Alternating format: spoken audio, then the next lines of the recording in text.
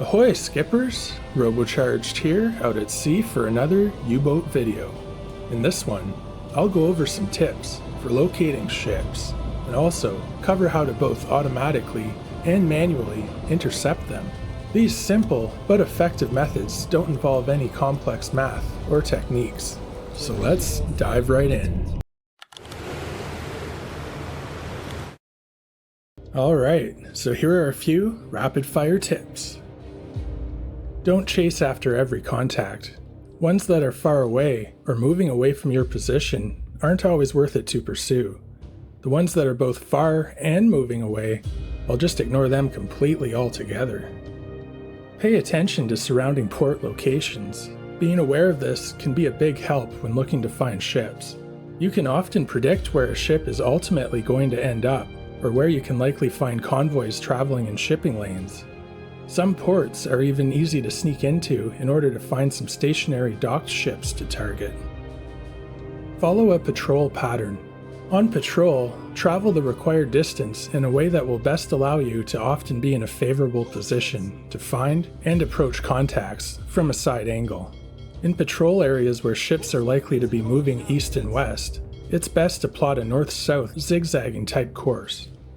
If along a shoreline or in a location with ports to the north and south, then zigzag east and west. Another viable method is to do zigzags from corner to corner. These patterns will help you to avoid passing over the same area more than once as well. Use a dive schedule. To do this, select crew from your menu and then go over to boat. Then you can schedule something like dive for an hour every 4th hour, for instance.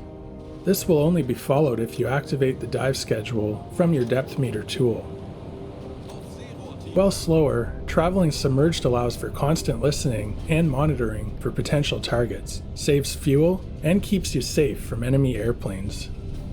And perform hydrophone checks. The hydrophone's range reaches much further than max sight, so try to pick up any contacts within its extended range with regular listening dives. The hotkey for doing this is H.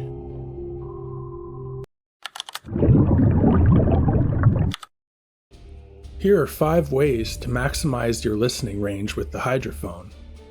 Have the radio officer man the hydrophone. He will have more skill at this than any of the other officers will. Assign a sailor to assist the operating officer.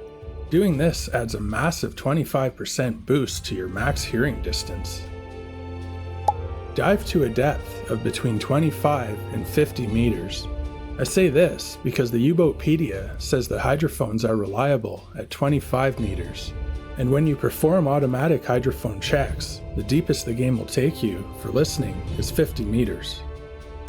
Reduce speed or completely cut engines to minimize noise. Stopping is obviously best for creating less noise, but moving slowly allows for turning side to side, which can be more beneficial if you have a listening dead zone, especially if to the front of your bow. And finally, activate blue lighting to reduce noise even further.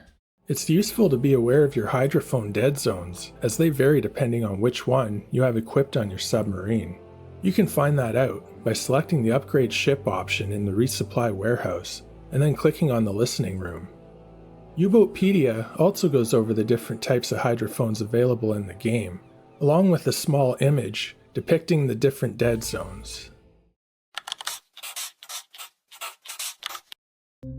Any contact, whether it be propellers detected by a hydrophone, a radio transmission, or spotted smoke, etc., can be clicked on to access a menu down here in the bottom left of the screen. In order to delegate the task of plotting an interception course, you can just click this button and it will be plotted and set automatically by an officer. This is a reliable way to find ships, but you'll need to manage alternating between traveling on the surface at full speed and conducting frequent dives to get an updated hydrophone reading. After each one, reset the course by clicking on the button again as you try to close in. Also watch out for any nearby land, as your officer will plot courses that can take you right into it at times if you aren't careful. But if you continue with this routine, you will eventually get close enough to spot smoke, and then ultimately, the ship.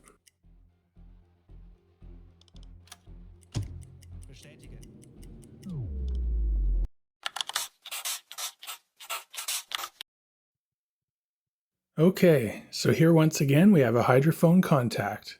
In order to figure out its course on our own, we're going to start off with a basic process of elimination as we begin to close the gap between us. First, set your course straight towards it, going right through the middle of the blue cone. Then surface and go full ahead for about 10 to 15 kilometers.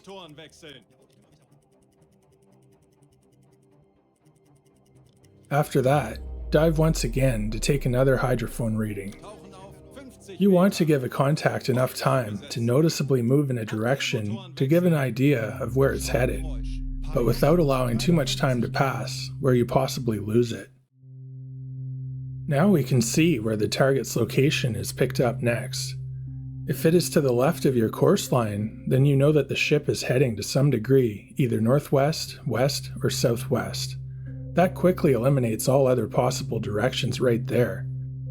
And from what we can see here, it looks like it is heading slightly southwest.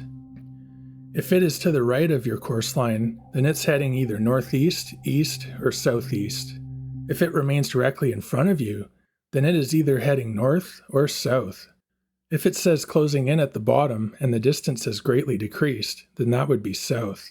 If it says moving away, then that would be north, and you're in for a chase. The contact will tell you the range. Here it's saying between 30 and 50 kilometers away. So with the ruler, I draw a line right up the middle to 30 kilometers. And then I add 20 kilometers more to make it to 50. Next I put a dot right at the end of the contact's blue cone, as that is the closest guess as to where it is. You can just put the dot, but I like to have a visual minimum and maximum range as well. Now I'm going to roughly mirror its apparent general direction and head to the west, and I'm going to time doing so for 30 minutes in order to figure out the ship's speed. Anblasen! Aktuelle Tiefe 15 Meter. Auf Dieselmotoren wechseln. After that, dive and listen again. Tauchen auf 50 Meter. Horchraum besetzt. Now over the updated contacts visual, I repeat the process of drawing another line of 30 kilometers plus the additional 20 for the total of 50 kilometers away max range.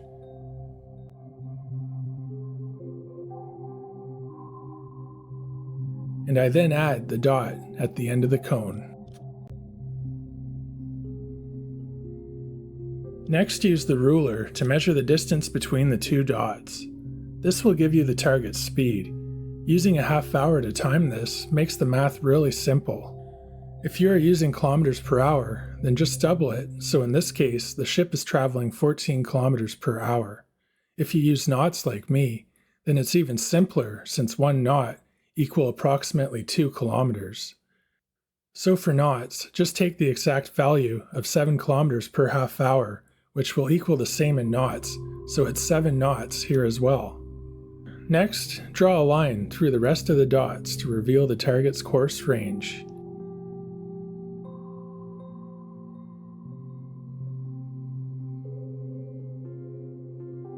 It will be headed somewhere in this area, likely near the middle line.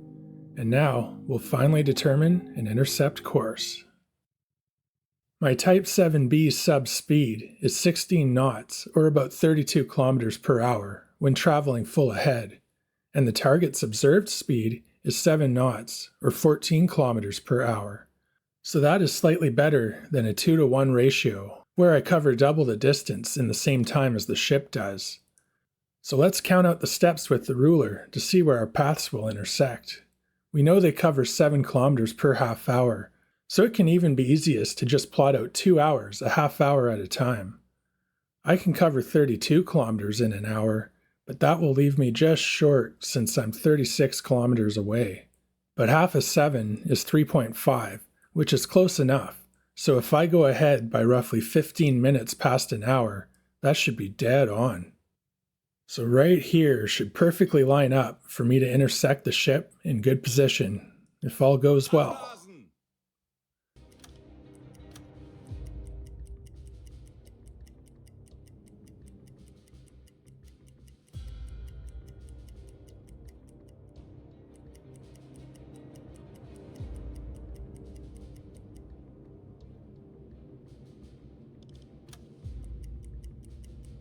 Handelsschiff. And there it is. Auf maximal sichere Tiefe gehen.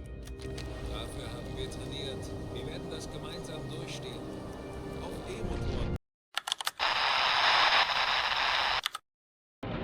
For those radio messages you get from BDU, or like in this case another U-boat, you'll need to first find the coordinate square given. The contact is already marked from the radio transmission anyways, but here's square AN254. Now from here, work with what you have. If a course direction or a bearing is provided, then you can use the compass to mark it on your map. Here we are told the ship is on a 235-degree course, so that makes it easy. If we were just given a course direction, then it would be less exact information, but we could still mark it with the compass.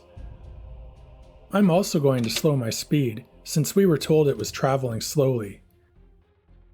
So now we just head that way to close in. And from here, it's just a matter of doing hydrophone checks and adjusting to each one until we are on it. Zielposition erreicht. Tauchen auf 50 Meter.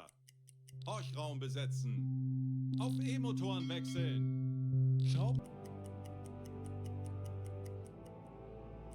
Schornsteinrauch. Peilung 0 Grad.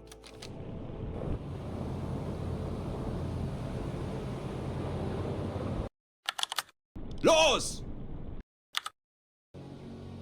In my previous U-boat video about finding your own torpedo solutions, I stressed how important it is to attack ships from the side whenever possible. The ideal attack is at a 90-degree angle. So if you find yourself closing in on a ship from an unfavorable angle, such as head-on, don't be afraid to circle around and come back to it later from a more favorable attack position. As long as you know the direction the target is headed in, it shouldn't be too hard to relocate it.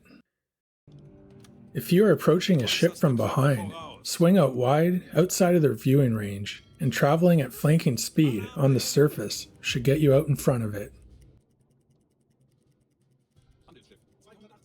Then cut back in and get lined up perpendicular to the target's course. Submerge and wait.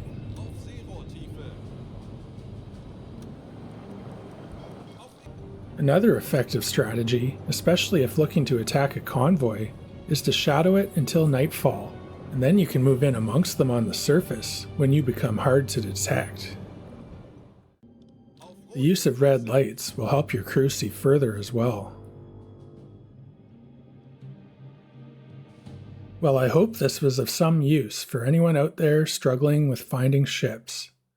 Thank you all for watching, and until next time, take care.